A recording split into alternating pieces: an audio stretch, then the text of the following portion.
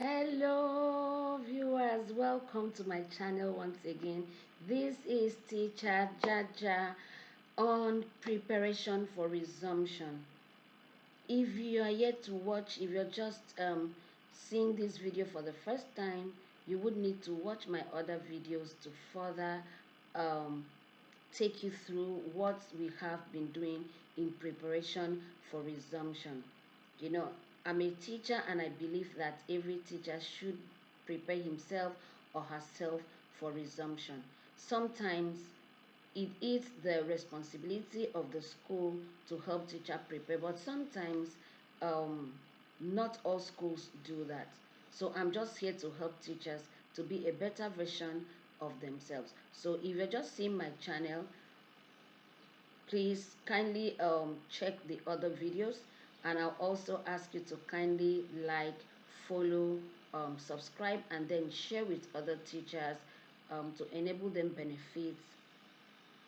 benefit from what we are doing. So today, previously, we looked at on a general note how to prepare for resumption, doing self-assessments to get yourself ready. After that, we look at preparing for resumption with our scheme of work. So today I would be taking you through um, preparing for resumption with our lesson plans.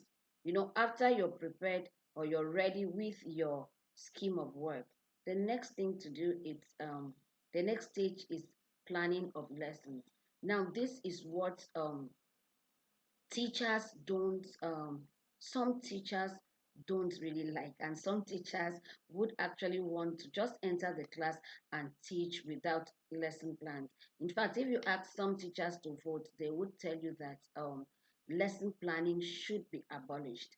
But as a seasoned educator, I would tell you that I don't think it should be abolished, and I would confidently tell you that some of the challenges you have in planning your lesson, it's a reflection of your inability to think outside the box, or to push yourself outside your comfort zone.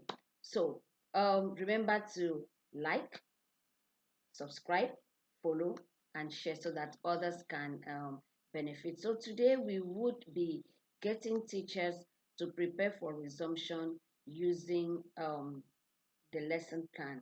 So what is a lesson plan? A lesson plan is a document prepared by a teacher to guide the learners in learning. Now, a lesson plan is not to show your expertise as a teacher.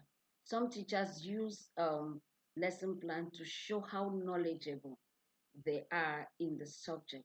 Actually, the lesson plan is meant to show how you would guide your learners to achieve the set goals for the lesson, or to acquire the skills or knowledge from that subject or the lesson you're going to teach.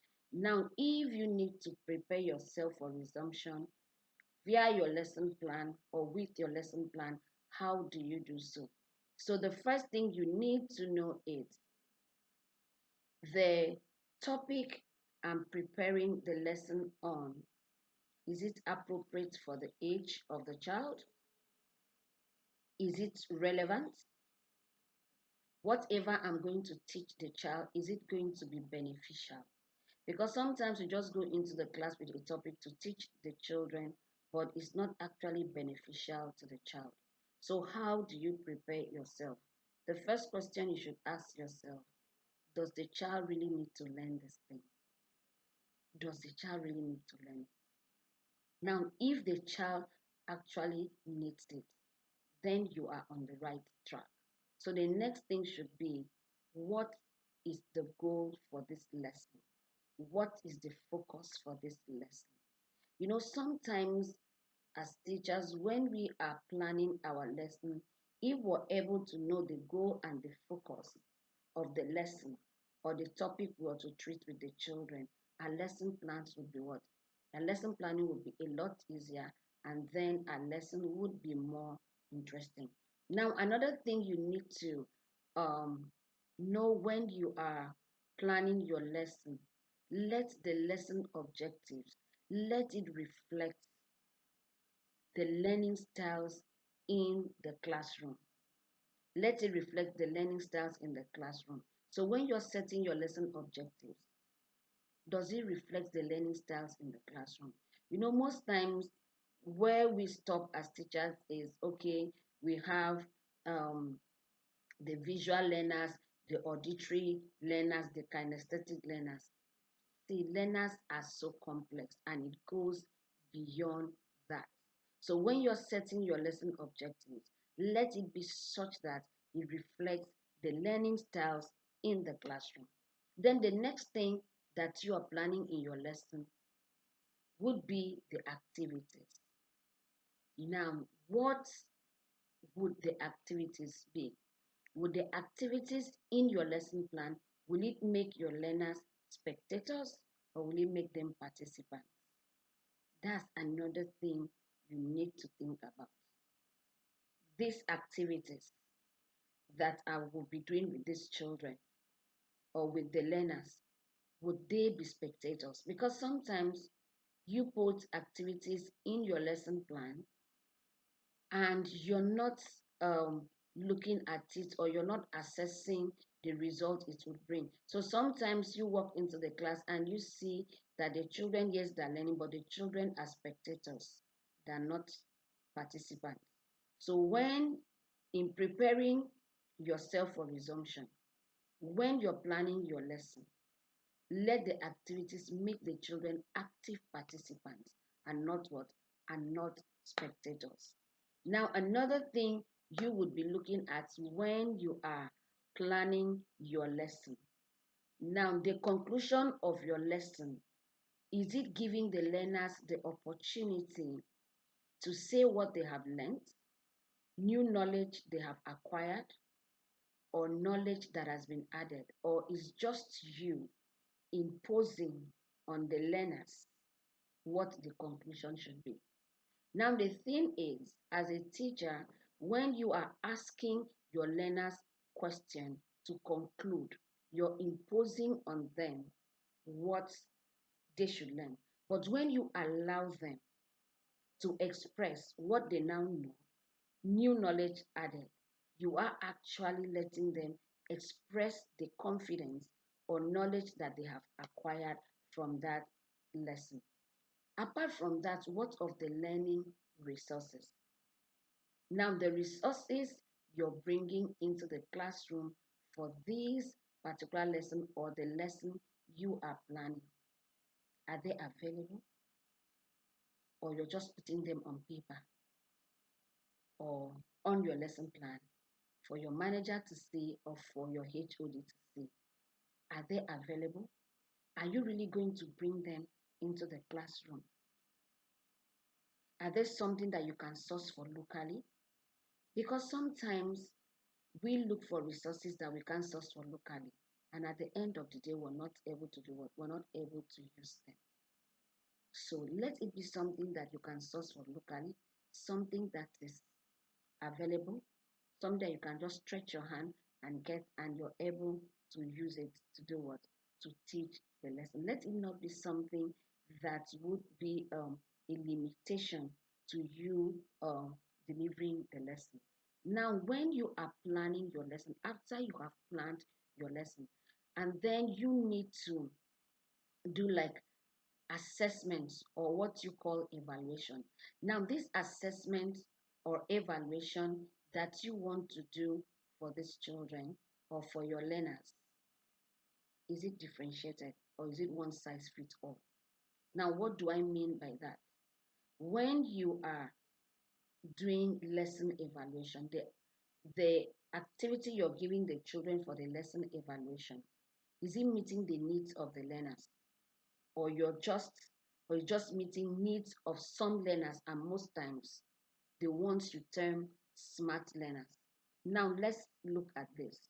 If you ask a fish to climb a tree, the fish will fail. But if you ask a fish to swim, the fish will look like the smartest animal in the world.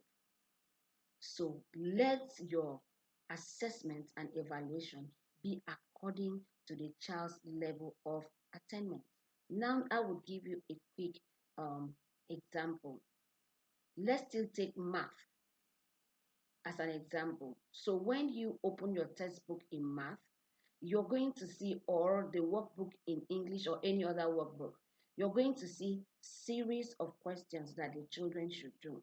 Now, if you're a teacher that has prepared your lesson plan properly, you would know that some of the children in your classroom cannot do all those activities. So you do what? You pick. So you can pick some for some children to do. For example, when you pick a child's book, so you can actually say, okay, Lollipop would be doing question 1, 5, 7, and 8. And you tick it in the child's book. You pick another child's book. Let's say Lily would be doing question 1, 2, 3, 4, 5. And let's say another child will be doing question 2, 3, 4, and then 7. Now that way, you have been able to do what? To assess the children using their level of what? Of attainment. Not a one size fits all. Now there are some children where what is in the textbook would not meet their needs. Now, if you have prepared your lesson plan properly, you should be able to prepare an extra worksheet for such children that what you have in the textbook might not actually be what suitable for them. Now, after this, what other thing do? You should be able to picture your lesson in your mind's eye. That means after you have written your lesson plan, prepared your lesson plan, imaginatively from your mind, you should be able to picture how that class would begin, how that class would end, what would happen in that class. Now, if you're not able to picture it from your mind, then you have not done a thorough job. So you should be able to see it from your mind that this is how my lesson would be.